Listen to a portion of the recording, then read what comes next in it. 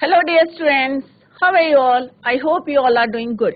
Welcome to this session. My name is Dr. Kavita Rawat from ICT Virtual Classroom. तो बच्चों आज हम जो है कल हमने एक जो है सेक्शन डी का जो है रिवीजन शुरू करा था और उसमें जो है पोइट्री सेक्शन हम कर रहे थे। तो फर्स्ट पोएम हमने करी थी डस्ट ऑफ स्नो, राइट तो उसको जो है मैंने कुछ पॉइंट्स करके जो है पूरी पोएम जो है कवर करी थी। तो आज हम उसके क्वेश्चन आंसर्स करेंगे डस्ट ऑफ स्नो, और उसमें हमने देखा था किस तरह से जो है एक क्रो जो है और एक हेमलॉक ट्री जिसको पॉइजनस कहते हैं, और क्रो को अनप्लेजेंट बर्ड सबको पता है कि किस तरह से हम उसको सिग्निफाइज करता है, डेथ या सौरो को जो है सिग्निफाइज करता है। सेम जो है पॉइजनस ट्री भी जो है सौरो को जो है सिग्निफाइज करता है। तो किस तरह से जो है क्रो जो है जिसको हम अनप्लेजेंट मानते हैं, हेमलॉक ट्री जो है एक वहाँ पे किस तरह से उसको शुक करता है, और किस तरह से डस्ट ऑफ स्नो जो है नेचर से जो है उसके ऊपर गिरती है पोएट के, और उनका माइंड जो है सडनली जो है चेंज हो जाता है। तो इसी के अभी हम क्वेश्चन आंसर डिस्कस करेंगे जो प्रीवियस पेपर्स में आए हैं। तो let's go to smart board screen.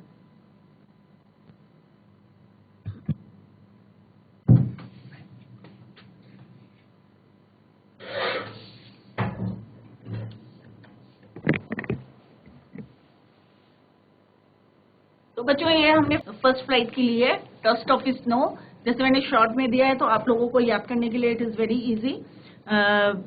Exam time पे at the time of exams, dust of snow written by Robert Frost. इसमें किसकी बात हो रही है? क्रो की बात हो रही है कि जो है वो शुक down the tree, change the mood off the poet.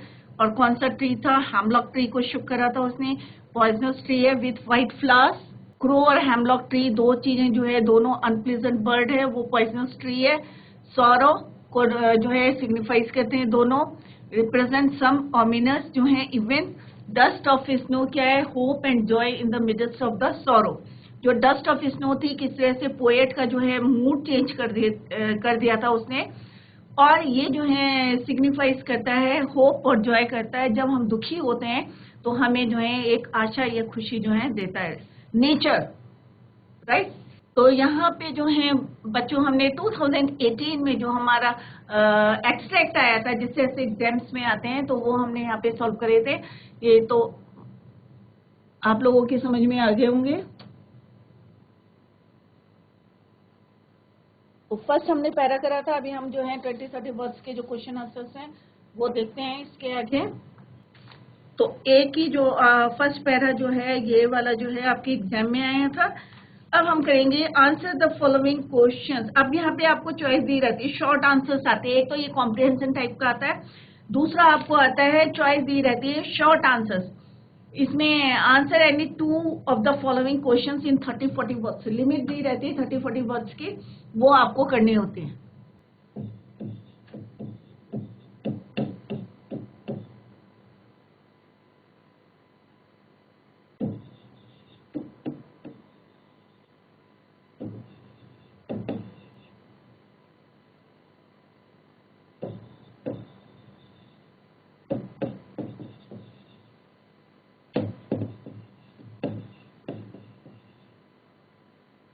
Section C क्या कर रहे हैं हम? Section D, sorry.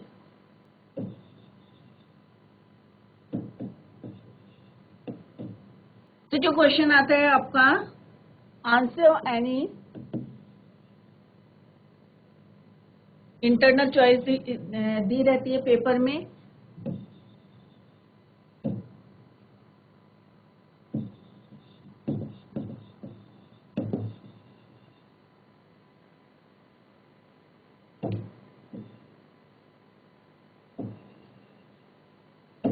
Questions in about 30 to 40 words, right. First question जो है हम ऑलरेडी कर चुके हैं कि किस टाइप का आता है, कॉम्प्रिहेंसिव टाइप के क्वेश्चन आते हैं। एक पैरा दिया रहता है, उससे रिलेटेड क्वेश्चन दिए रहते हैं। तो एक क्वेश्चन तो रहता है कि पोएम का जो है पोएट का नाम और पोएम का नाम आप लिखें, और उसके बाद जो है शॉर्ट क्वेश्चंस आते हैं, इसमें इंटरनल चॉइस दी रहती है आपको, और जो आपको अच्छी तरीके से क्वेश्चन आता है उसी को आप अटेम्प्ट करें, राइट। तो फर्स्ट क्वेश्चन जो है 2019 में आया है बच्चों, What message has Robert Frost given in his poem Dust of Snow? What message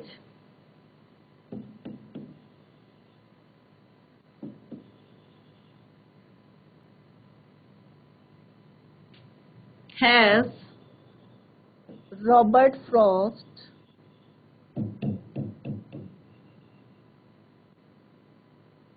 given in his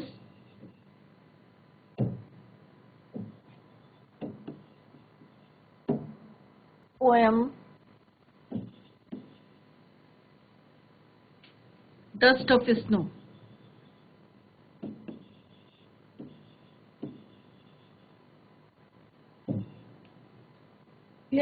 तो डस्ट ऑफ स्नो में जो है क्या मैसेज जो है वो देना चाहते हैं, तो ये जो है आपको क्वेश्चन जो है एग्जाम में आया है 2019 में, तो आपको जो है इसका जवाब देना है, राइट द आंसर। तो क्या मैसेज दिया है यहाँ पे कि अगर हम किसी भी चीज को, जैसे हम यहाँ पे क्या क्रो की बात करते हैं, या हम लोग जो है बहुत ज्यादा जो है इंडियंस जो है हम लोग क्या करते हैं, सुपरस्टिशियस, अंधविश्वास करते हैं कि भाई बिल्ली ने रास्ता काट दिया तो हमें नहीं जाना है, या क्रो जो है कौवा को अनप्लीजेंट बर्ड कहते हैं। परंतु यहाँ पे जो हम इस पोयम के थ्रू जो है क्या बताना चाहते हैं कि अब यहाँ पे अनप्लीजेंट बर्ड थी क्रो, पॉइजनस ट्री क्या था यहाँ पे, हेमलॉक ट्री, उसको जो है कौवे ने क्या करा था, शुक करा था, और शुक करने के बाद जो डस्ट गिरी थी उससे क्या हुआ, देखो पॉजिटिविटी आई थी, राइट, कि क्या पॉजिटिव हुआ था पोएट के साथ, कि जो उसका मूड जो था अपसेट था, वो सडनली क्या हुआ, डस्ट ऑफ स्नो जो है उसके जब ऊपर गई, उसके शोल्डर्स में पड़ी, तो कैसे उसका मूड जो है चेंज हो गया। तो कोई भी चीज बच्चों अनप्लेजेंट नहीं होती है। जैसे मैंने जब पहले डस्ट ऑफ स्नो पढ़ाई थी तब भी मैंने आपको कहा था कि आप जो है प्रैक्टिकली करके देखें कि बिल्ली ने रास्ता काटा है और आप गए हैं, क्या आपके साथ कोई जो है इंसिडेंट हुआ है, ये मिस हैपनिंग हुई है, राइट। तो आप लोग जो है ये नोटिस करें या ऑब्जर्व करें और उसके बाद जो है एक्सपीरियंस करें, और उसके बाद जो है अपने जो लोग जो है विश्वास करते हैं उनको जो है समझाए भाई ऐसा कुछ नहीं होता है, सारी चीज जो है गॉड ने बनाई है, तो इसमें हमें भेदभाव नहीं करना चाहिए। क्लियर? तो let's see what is the answer. The poet wants, या Robert Frost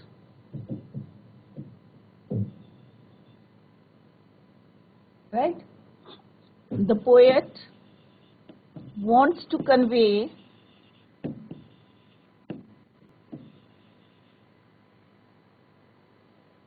that certain moments, कि कुछ हमारे पल जो हैं, मोमेंट्स जो हैं,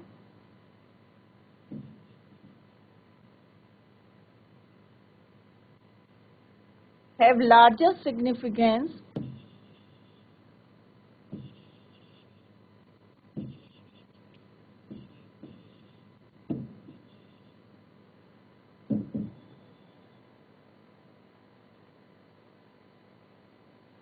which can change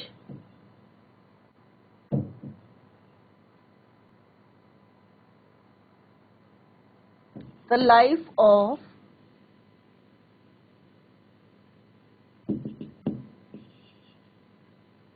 a person।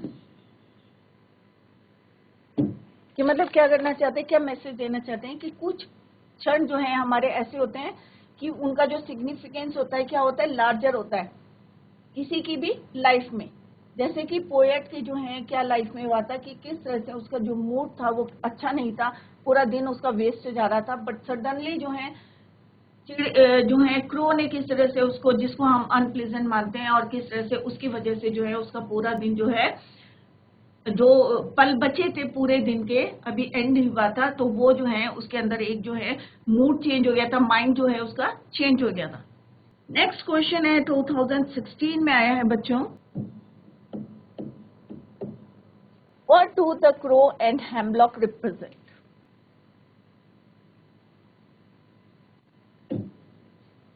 What do the crow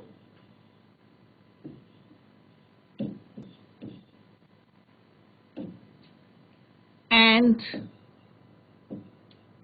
hemlock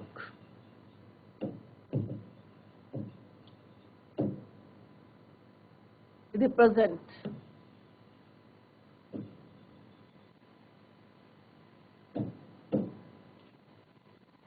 जैसे मैंने अभी समरी भी आपको दी है, तो उसमें भी मैंने बताया कि क्रो और हैमलॉक क्या रिप्रेजेंट करते हैं। अब क्रो को क्या बोलते हैं हम? Unpleasant bird. जैसे मैंने समरी बोली, अगर आप समरी को भी याद करेंगे तो भी उसमें जो है आपको पता चल जाएगा। तो क्रो को क्या बोलते हैं हम? अनप्लेजेंट बर्ड कहते हैं। और ये क्या रिप्रेजेंट करता है? इट रिप्रेजेंट सॉरो या sad, you can say.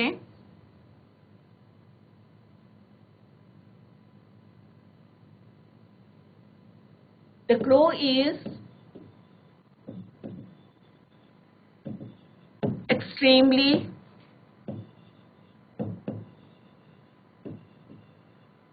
unpleasant bird.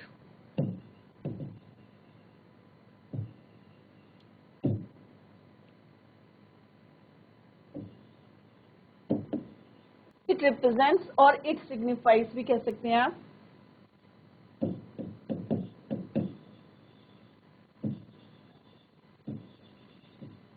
or signifies sorrow,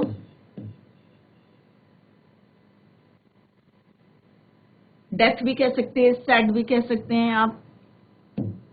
on the other hand hemlock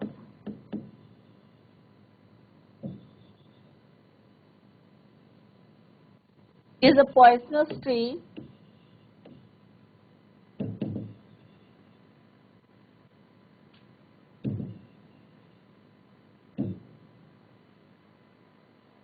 with white flowers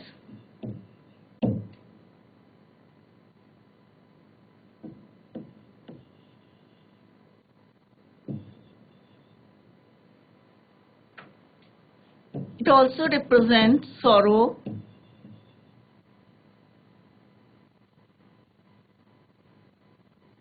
or signifies, both represents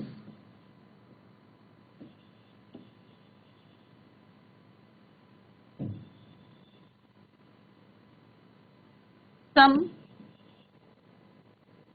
ominous, बुरी घटनाएं, ominous event। आप लोगों के घरों में भी बोलता है ना, अरे भाई काला कौवा है, इसको भगा दो, या हेमलॉक ट्री जैसे पॉइजनस है, तो ऑब्वियस है उसको जो है लोग लाइक नहीं करते कि ये भाई पॉइजनस ट्री है। तो दोनों जो है रिप्रेजेंट करते हैं सॉरो को। क्लियर? नेक्स्ट क्वेश्चन है, ये इंपॉर्टेंट क्वेश्चंस भी हैं और बेसिकली जो है यही क्वेश्चन है कि क्रो और हैमलॉक किस चीज को रिप्रेजेंट करते हैं, या दोनों में क्या सिमिलैरिटीज हैं, right? How does Frost present nature in the poem dust of snow? ये बच्चों आया है आपका 2010 में भी आया है, 2010,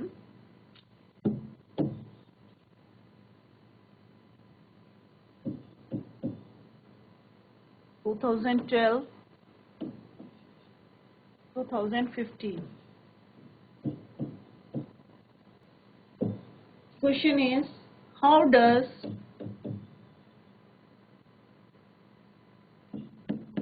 फ्रॉस्ट, और फ्रॉस्ट क्या है? डस्ट ऑफ स्नो, जो झड़ के गिरी थी।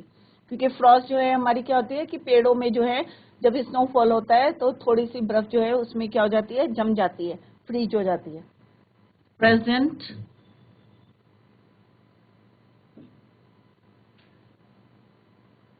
Nature in the poem.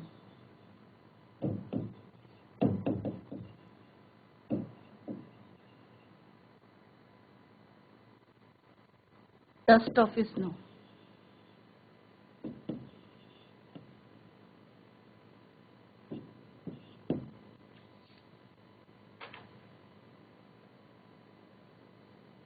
तो यहाँ पे लिखा है कि हाउ डज द फ्रॉस्ट, तो डस्ट ऑफ स्नो क्या होती है एक्चुअल में? डस्ट ऑफ स्नो जो है फ्रिकल, जो फ्रॉस्ट जम जाती है वही होती है हमारी फ्रिकल ऑफ स्नो, राइट? और किस तरह से ये जो है जब किस में पेड़ में जो डस्ट ऑफ स्नो जो पोएम में यूज करा हुआ है ये वर्ड, तो ये क्या शो करता है? Frost present in nature.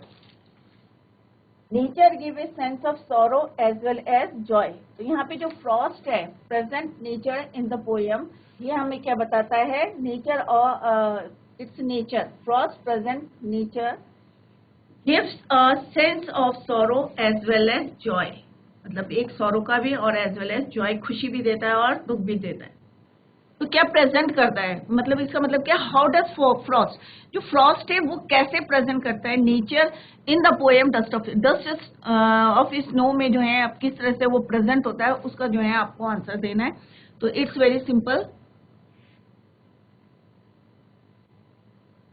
Frost presents nature gives in the poem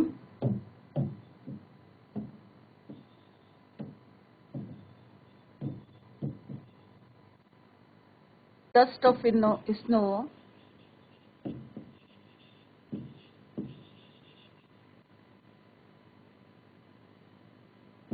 it gives a sense of sorrow as well as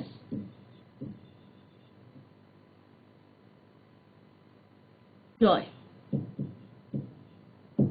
right? So frost presents nature in the poem dust of snow, it gives a sense of sorrow as well as joy. तो ये important question है जो exams में है, right?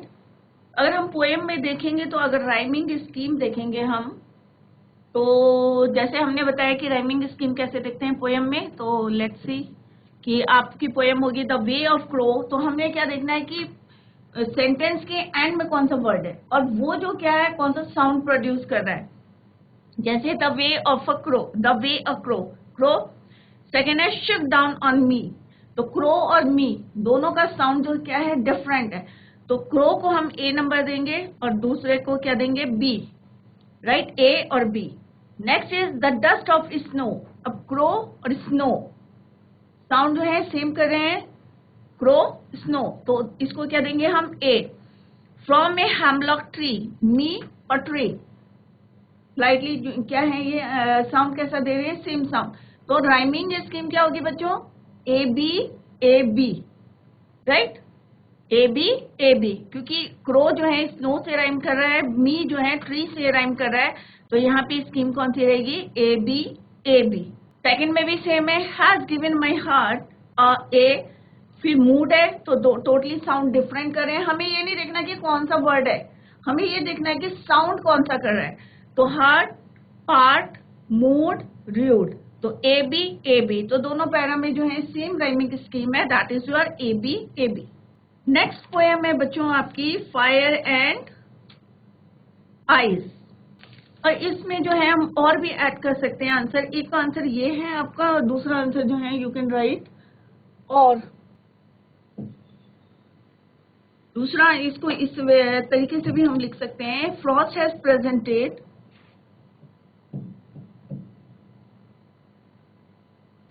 वही लिख लें आप आंसर। इसको दूसरा भी आंसर है इसका कि वो जो है इसको अपने आप को जो है कन्वेंशनल मैनर से जो है प्रेजेंट करती हैं अपने। ऑन द अदर हैंड जो और बर्ड्स है वो क्या है? अनप्लीजेंट टाइप की, क्योंकि फ्रॉस्ट ने जो है सडनली एक पॉजिटिविटी लाए थे और क्रो और हम लोग क्या है? नेगेटिविटी, क्योंकि उनके लिए जो है सबके जो है माइंड में क्या है? सुपरस्टिशियस होते हैं, अंधविश्वास करते हैं कि भाई क्रो और क्या है दोनों signify sorrow, right? Next poem करते हैं हम बच्चों फायर एंड आइस। इसको भी हम पहले जो है शॉर्ट में लिखते हैं, शॉर्ट पोएम है ये फायर एंड आइस। अब जैसे मैंने आपको पहले पोएम पढ़ाई थी तो उस समय मैंने आपको पूरे डिटेल में पढ़ाया था कि fire and ice written by, किसने लिखी है ये? रॉबर्ट फ्रॉस्ट ने लिखी है।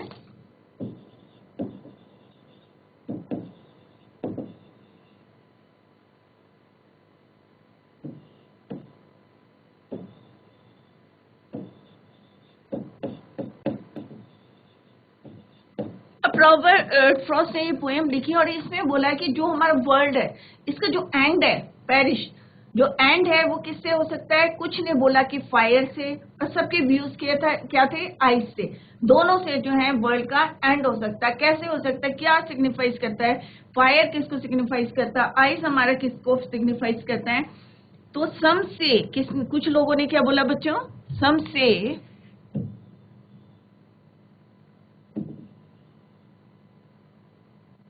इट विल पैरिश या it will end in fire, और कुछ ने क्या बोला, वाइल अदर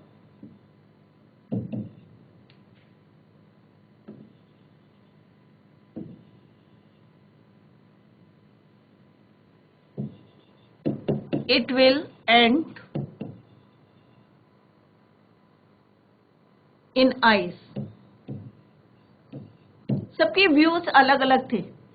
अब किस तरह से बोला कि फायर आग लग जाएगी या पानी आ जाएगा, नहीं, क्योंकि फायर और आइस को किससे हमने जो है कंपेयर करा है, या किस चीज को सिग्निफाइज करता है कि एक होता है ना फायर, फायर का मतलब है कि बहुत ज्यादा गुस्सा आ जाएगा या लोग अपने आपस में जो है फाइट कर लेंगे, उससे जो है यहाँ पे सिंबलाइज करा है। दोनों को जो है अलग अलग जो है सिग्निफिकेंस है दोनों के, आइज और फायर के। तो हम देखते हैं कि क्या क्या है इसके पॉइंट्स।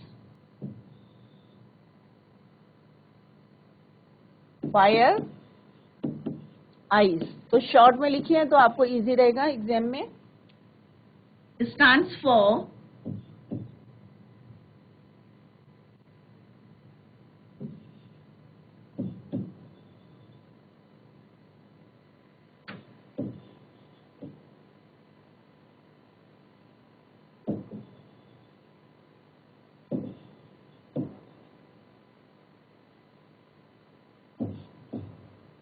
राइट। अब फायर किसको स्टैंड करता है, ग्रीड। अगर इंसान का लालच बढ़ जाएगा तो आपस में लड़ाई हो जाएगी, अरे भाई इसके पास स्कूटर है, इसके पास कार है, मेरे पास तो स्कूटर, तो आपस में ग्रीड, लालच की उसके पास इतना पैसा है, मेरे पास नहीं है, तो ये लालच से जो है एक लालच बढ़ जाएगा, तो आपस में क्या हो जाता है, हमारे लड़ाइयां शुरू हो जाती है, हेट की भावनाएं आ जाती है आपस में।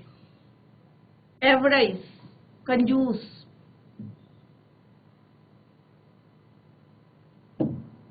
कॉन्फ्लिक्ट, टकराना आपस में, लड़ाइयां शुरू हो जाएंगी। फरी मैंने एंगर,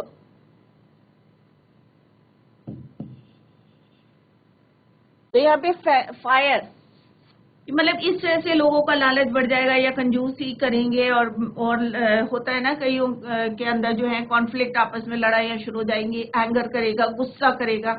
तो फायर जो है stands for greed, avarice, conflict, फरी।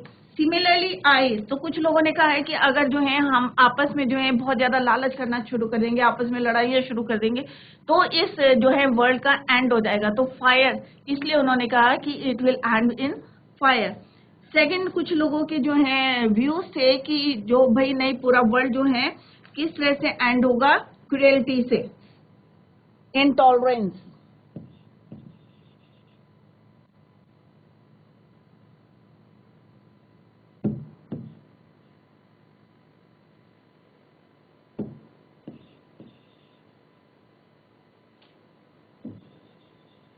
क्रुएल्टी, रिजिडिटी, इनटॉलरेंस, सहन शक्ति खत्म होना,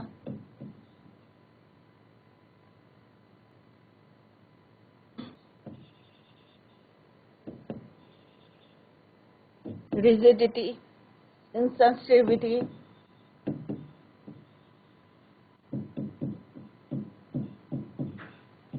coldness,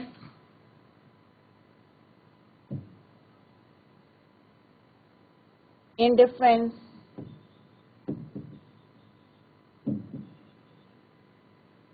hatred, नफरत, राइट। तो यहाँ पे जो है पोएम का अगर हम फर्स्ट स्टैंजा देखें तो यही है, some way this world will end in fire, some say in ice, from what I have tasted of desire I hold with those who favour fire.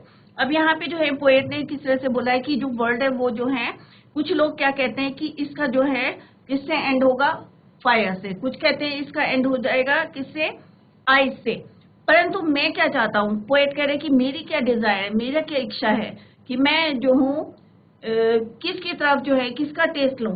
तो उन्होंने कहा टेस्टेड ऑफ डिजायर, कि मेरी इच्छा है कि मतलब उन लोगों का साथ दूं जो क्या बोल रहे हैं कि एंड विथ फायर, कि उसका हो रहा है, अर्थात जो है जीवन जो है किसमें, कि किससे एंड हो जाएगा, फायर से। या मैं उनका साथ दूं जो कि बोल रहे हैं कि इसका एंड किससे हो जाए, आइस से, राइट। तो दोनों के मिथ जो है अलग अलग हैं। But if it had to perish twice, अगर 2 बार नष्ट होगा, तो मैं पोएट करे कि मैं सोचता हूँ कि घृणा, हेट्रेट की जो भावनाएं हैं उसकी तरफ जो है मैं फेवर करता हूँ। तो यहाँ पे जो है उन्होंने पॉइंट्स दिए हैं कि fire stands for greed, avarice, conflict और फरी। कि यहाँ पे एक क्वेश्चन भी दिया है, यहाँ पे फ्यू पॉइंट्स दिए हैं और आपको जो है उसको करना है। तो यहाँ पे उन्होंने बोला है कि अग्नि को जो है किससे तुलना करी है उन्होंने, लालच से, ग्रीड से, धन का लालच जिस तरह से, अन्याय, राइट, कॉन्फ्लिक्ट, फरी, ये सारे पॉइंट्स जो है उन्होंने किसके साथ ऐड करे हैं, फायर के साथ। और दूसरा उन्होंने क्या करा है कि आइस का किससे क्या है, क्रुएल्टी, इंटॉलरेंस, एक जैसे बच्चों के अंदर है ना टॉलरेशन पावर बिल्कुल नहीं है, रिजिडिटी। तो ये जो है उन्होंने जो है दोनों पॉइंट्स बताए। और उन्होंने बोला है कि आइस और फायर अगर दोनों से जो है एंड होना अगर सही है, तो मैं जो हूँ फेवर लूंगा उसका, जो ग्रीड के कारण जो है इसका एंड होगा। Ice is also a great and sufficient agent of distraction. तो सिंपल सी पोयम है, छोटी सी पोयम में, राइट। तो इसमें भी हम अगर राइमिंग स्कीम देखेंगे तो आपकी है ए बी ए ए। अब कैसे है ए B A A, some say the world will end in fire. तो लास्ट वर्ड कौन सा है बच्चों, फायर, राइट। फर्स्ट का क्या है, फायर, राइट। दूसरा लाइन का है some say in ice, from what I have tasted of desire I hold with those who favor fire। अब यहाँ पे राइमिंग स्कीम देखेंगे तो क्या है, फायर जो है साउंड किसकी तरह करता है, डिजायर और फायर। तो this is your A. Ice जो है डिफरेंट है, that is why it is B. तो राइमिंग स्कीम क्या नहीं हुई बच्चों आपकी, A B A. Sorry 3 times नहीं, it is only 2 times,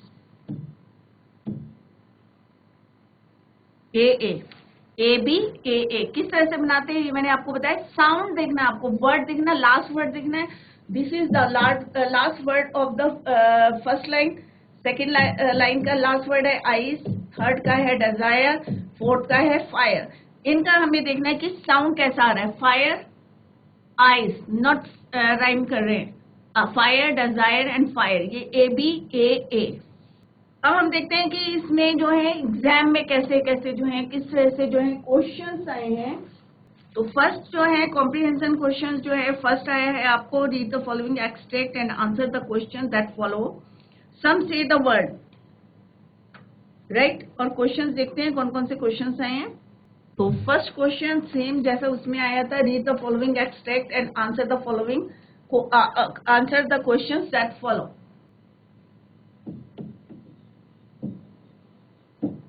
Extract for comprehension.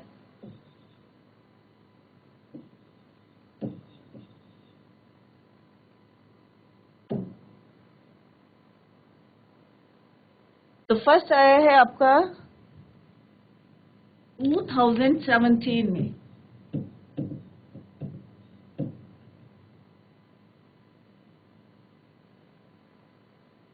some say the word, first stanza है,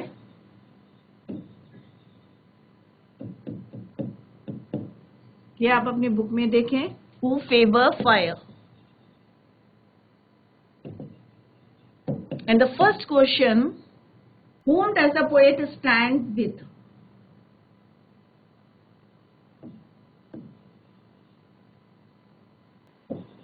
Whom does the poet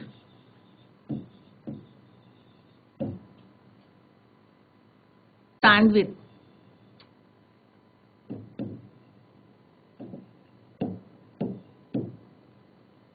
तो सिंपल से है कि उन्होंने जो है पहले बोला था कि मैं जो हूँ किसका फेवर करता हूँ, कि जो ये बोलते हैं कि वर्ड का जो एंड है किससे होगा, फायर से।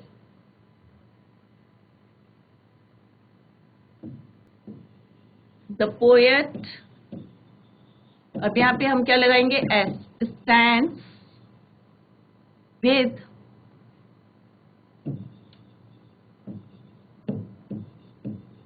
with those people who favor fire.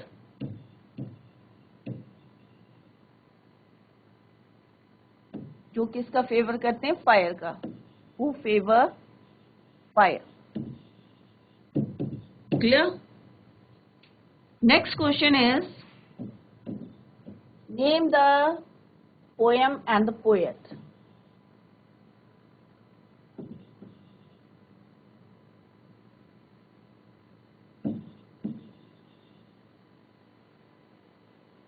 And the poet.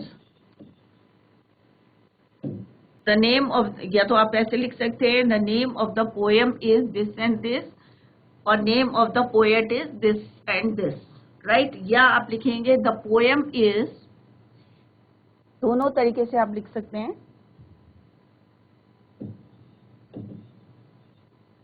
The name of poem is, या the poem is Fire and Ice,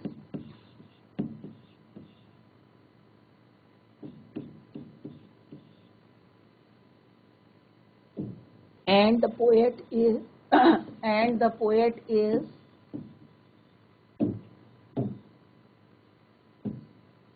Robert Frost.